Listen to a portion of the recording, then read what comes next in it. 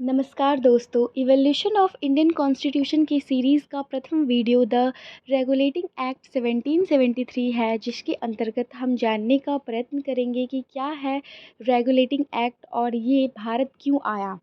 तो regulating act Bharat इसीलिए आया क्योंकि यहाँ पे वो एक दिवालियापन महसूस कर रहा था ईस्ट इंडिया कंपनी, और उसके जो एक्ट थे वो बहुत बहुत ज़्यादा जनता के बीच एक अच्छा चीज़ नहीं था, जो प्रॉफिट नहीं हो रहा था जिससे द ग्रेट ब्रिटेन को। इसीलिए ये ग्रेट ब्रिटेन द्वारा एक पारित ऐसा लॉ था जो रेगुलेट कर सके ईस्ट इंडिया कंपनी को, जिसके अंतर्गत उसने सेंट्रलाइजेशन किया और गवर्नर जनरल ऑफ बंगाल को यहाँ पे पावर मिला, और वो गवर्नर जनरल ऑफ बंगाल का सबऑर्डिनेट बन पाए बॉम्बे, मद्रास, और उसके साथ ही एग्जीक्यूटिव काउंसिल के 4 मेंबर्स, और इस्टेब्लिशमेंट हुआ सुप्रीम कोर्ट का 1774 में, जो सीधा दिखा रहा है कि कैसे हम लोग सेंट्रलाइज कर रहे हैं ईस्ट इंडिया कंपनी को, और कैसे great Britain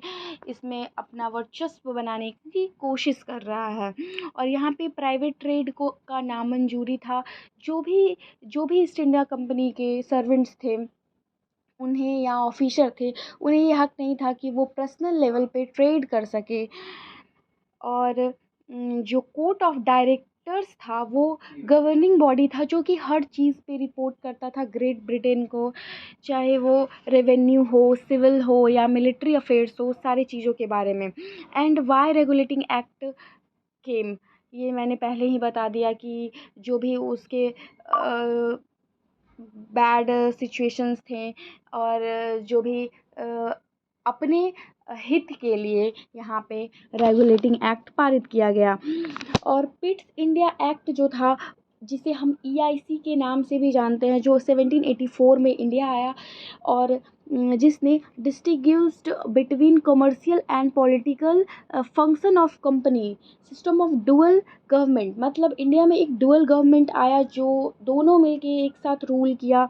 and commercial function जो था वो कोर्ट ऑफ डायरेक्टर्स था, एंड पॉलिटिकल फंक्शन जो था वो बोर्ड ऑफ कंट्रोल्स था, and new body to supervise and direct all of operations of civil, military and revenue, and reduce strength of GG council from 4 to 3. Governor council in Madras and Bombay company territories in India were called British positions in India. ECI became subordinate of British government. Prohibition was placed on aggressive wars and treaties.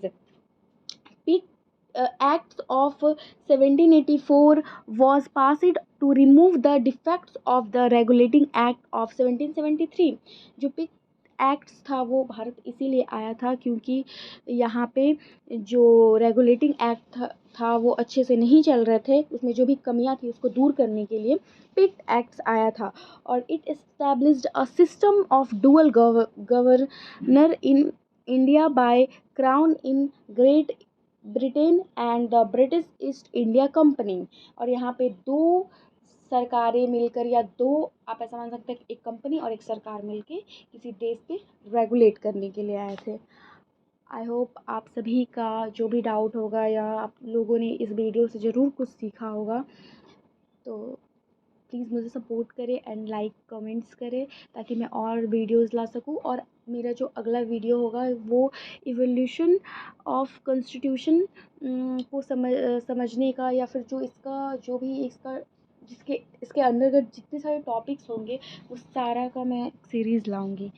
I hope you will subscribe, like and follow me. Thank you.